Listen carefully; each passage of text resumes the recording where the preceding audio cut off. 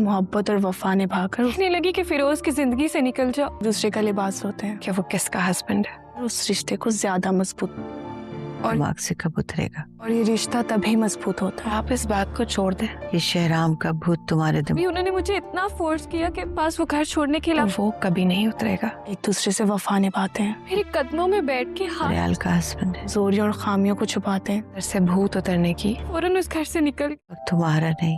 और रही बात मेरे सर, दोस्त तो मुझसे मिले ही नहीं। हाथ जोड़ के गिड़गिड़ाने लगी, अलावा कोई ऑप्शन ही नहीं बचा। अगले एपिसोड में आप देखने वाले हैं कि फरियाल के दिल में अपनी माँ की बातों की वजह से कहीं न कहीं ये वहम ज़रूर होगा कि ज़ीनिया कोई कोशिश ऐसी ज़रूर कर सकती है जिससे वो शहराम को अपनी तरफ मायल ज़रूर कर ले। इसलिए वो शहराम से एक मरतबा फिर से वफा के अहदो पैमान लेगी और शहराम भी ज़ीनिया के तलाक के तनाज़र में जब फरियाल की बातों को समझेगा तो उसे अच्छी तरह से यकीन भी आ जाएगा और वो फरियाल को भी यकीन दिलाएगा कि ज़ीनिया की किसी भी हरकत से उसे कोई फ़र्क नहीं पड़ने वाला।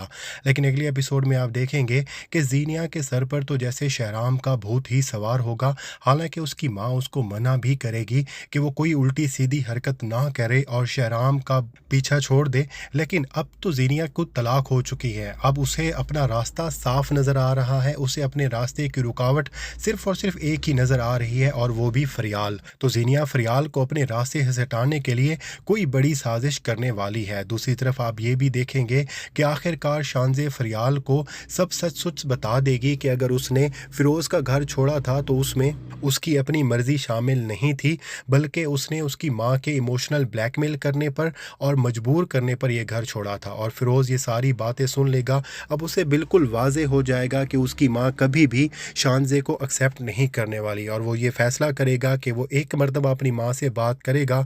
अगर उसकी माँ ने शानज़े को एक्सेप्ट किया तो ठीक है, अदरवाइज़ वो शानज़े के साथ अपना घर वो छोड़ देगा।